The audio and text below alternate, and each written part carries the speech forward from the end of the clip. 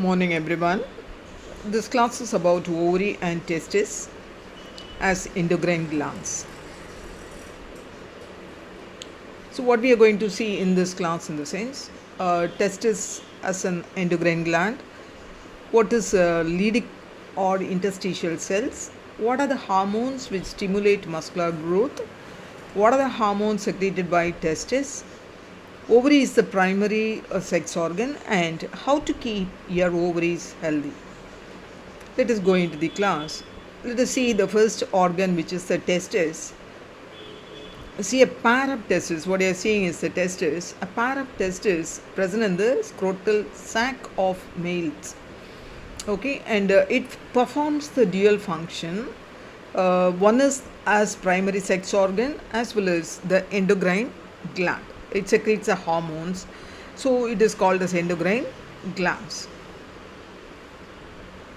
See, what you are seeing is the longitudinal section of the testis. This is the testis, and if you cut open the testis, it is full of seminiferous tubules, and what you are seeing here is the cross section of the seminiferous tubule. Okay, this is the seminiferous tubule, and in between two tubules there is a space which is called as interstitial space. It is filled with cells. It is called as interstitial cells or Leydig cells. Okay, these cells are called as Leydig cells or interstitial cells. What it does in the sense, it secretes a group of hormones called as androgens. Okay, mainly the hormone is testosterone. So the major quantity it produces the testosterone. Okay. So what these androgens does in the sense, androgen in the sense mainly the testosterone. Okay. So what is the function of the testosterone in the sense, the development as well as the maturation of the accessory sexual organ. What is the accessory? See, this is the main sex organ. It is called as testis. Okay. And the accessory sex organs are the epididymis. Okay, you can see this part is the epididymis and the vas deferens. Then come to this is a seminal vesicle, and this part is called as prostate gland. These are very, very important. I'll explain later. And this gland, the small one, two sides, right? This is called as Cowper's gland. So all these are called as axillary sex organs. Okay. So this hormone is very, very important for the development of the axillary sex organs, right? And it also increases or stimulate the muscular growth. Which hormone? The testosterone. Okay, it stimulates the muscular growth as well as the facial hair and the axillary hair. Okay, and it also induces the aggressiveness as well as low pitch of voice. It plays a major role in the stimulated role in the process of spermatogenesis. Okay, spermatogenesis in the sense formation of spermatozoa. Okay, and it also acts on the central nervous system and influence the male sexual behavior. And these hormones produce the anabolic effects on protein and carbohydrate metabolism. If you see the epididymis, see this is the epididymis. The function of the epididymis is, okay, in the male reproductive system, it stores as well as mature the sperm cells. So the main function of the epididymis is when the production of the sperms takes place in the testis. So after that it moved to the epididymis. There it get matures, and this epididymis store the sperms. Whenever it is necessary, it release it out. Okay. And seminal vesicle, you can see this is the seminal vesicle one as well as this is the next one. What is the function of the seminal vesicle in the sense, it secretes a fluid that mixes with the sperm and it forms a liquid which is called as semen. Okay. So what is semen in the sense? It is a whitish grey thick fluid released during the ejaculation that contains sperm and fluid from the prostate seminal vesicle, and it is bulbourethral gland that is commonly called as Cowper's gland. Okay, and it facilitates the sperm transport for fertilization. So if what it is called semen is a whitish grey thick fluid released during the ejaculation that contains sperm and fluid from the prostate. This is the prostate gland. And the seminal vesicle, okay, this is the seminal vesicle, also produce the fluid, and prostate gland produce the fluid, as well as the Cowper's gland, okay, that also bulbourethral, this is called as Cowper's gland, is otherwise called as bulbourethral glands, okay. These all three of them produce a fluid along with the spermatozoa, which gives life to the spermatozoa to move from one place to another, okay. And the benefits of high testosterone and the man with low testosterone, we are going to compare with the man with the high testosterone, okay. See, you can see the man with the low testosterone. Testosterone is very, very important for the activity of male, okay.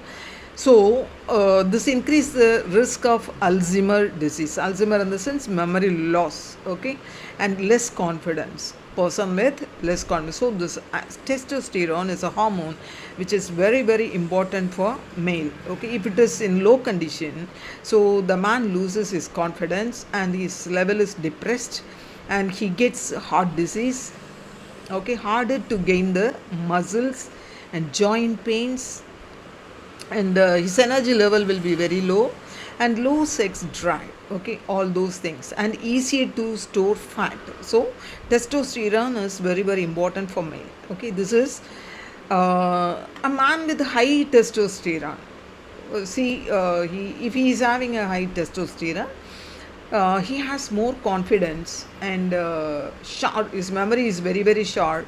Positive outlook, healthier. His heart is very healthy, and easier to burn the fat because he is very active. So whatever the fat is accumulated in the body easily burned out. Okay, and improved sex drive, faster muscle gain, and look and feel younger. Okay, and high energy level. Okay, all those things if the hormone is in a proper condition. Okay.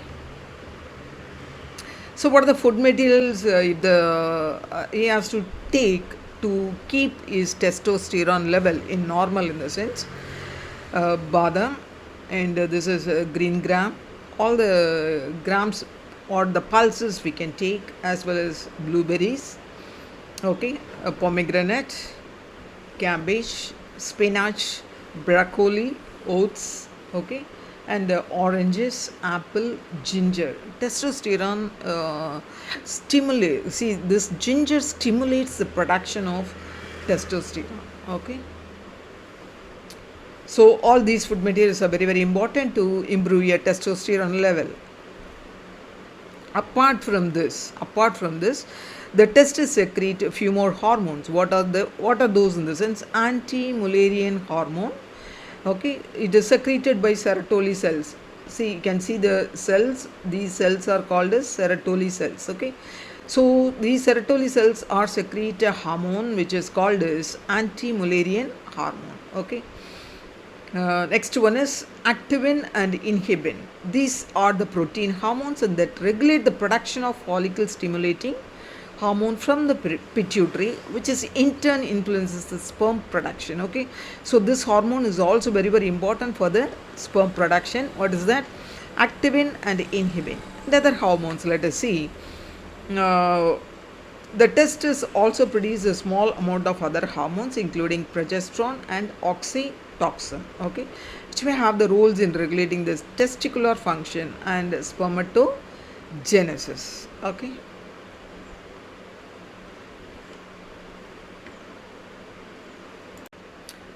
Let us see the structure of ovary. See, what you are seeing is the pair of ovaries which is present in the female, and it is located in the abdomen. Okay, this ovary produces hormone which is called as estrogen and progesterone. Okay, what you are seeing here is the uterus. Actually, this uterus is cut open and shown to you. This is the vagina. Okay, if you want to see the full uterus, in the sense the full uterus will be like this. See, it is present in the abdomen, and these are the ovaries. This is oviductal funnel. Okay, this is the fallopian tube, right? This is how it is present in our body, the uterus. Okay, so two hormones which produced by the ovary. It is called as estrogen and progesterone. How many ovaries? In the sense, two ovaries, which is present on the either side of the abdomen. Okay. Coming to this ovary consists of the ovarian follicle as well as the stromal tissues. Okay.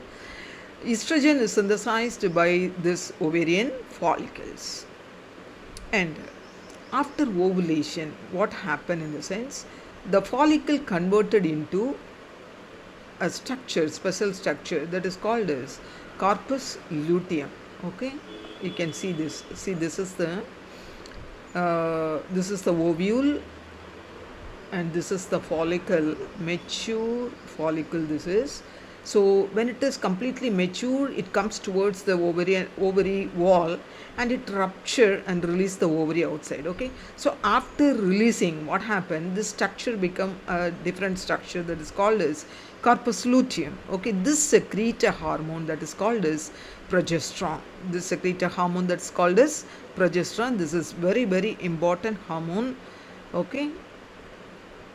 So we can compare the testosterone with estrogen. Testosterone in the, which is low sex drive. Okay, if it is low, low sex drive, night sweats, and loss of muscle strength, we already have seen, isn't it? If the estrogen is in low, in the sense, it is hot flashes and vaginal dryness. Okay, if these two are low, in the sense, tired, the person feels tired, and the mood swings and brain fog. Okay, brain is unable to function in a normal way, right?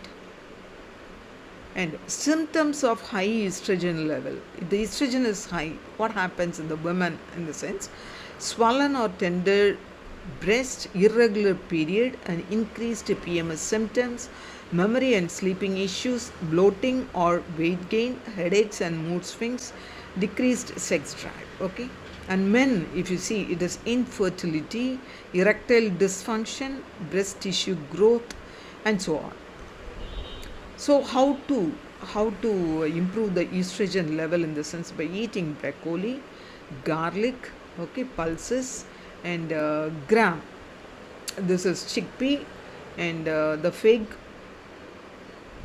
and the dry fruits, badam, peas, as well as beans, and all the pulses. Okay, you can take to improve your estrogen level. Symptoms of low progesterone. So low progesterone, your progesterone is very low, in the sense, you will be affected by headaches, tender breast, body aches, bloating, depression, anxiety, irritability, and insomnia. If the progesterone is high, then what happen, in the sense, urinary tract infection, breast tenderness, fluid retention, mood swings, depression, fatigue, loss of libido, vaginal dryness, muscle weakness, high body temperature. So the progesterone is very, very important, but it should be in a normal level. If it is high, all these will happen, okay, in your body. These are the symptoms. You can easily identify that your progesterone level is high. So how to reduce the level of progesterone, in the sense, by taking the chickpea, badam, and the dry seeds, okay, walnut. You can keep your progesterone in control. Okay.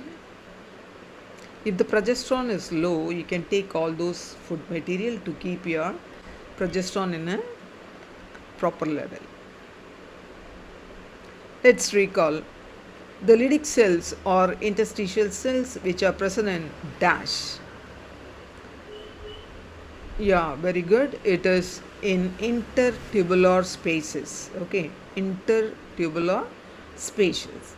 And Leydig cells or interstitial cells produce a group of hormone which is called as dash. What is those hormone? Yeah, very good, very good. It is androgen. Androgen, mainly it is called as testosterone. Testosterone is very, very important for body. Okay, and testis also produce a small amount of other hormone. It's called as dash. Give the answer quickly. Yes, yes, yeah, yeah, very good. It is progesterone and oxytocin. And next one, if you see anti-Mullerian hormone secreted by, anti-Mullerian hormone secreted by, very good, very good. Called Serotoli cells, very good. And ovary produces two groups of steroid hormone called dash and dash. What are those hormone called? It is estrogen and progesterone. Very good, very good. 15 members have answered. Very good. And next one, if you see, after ovulation, the ruptured follicle is converted to a structure which is called as dash.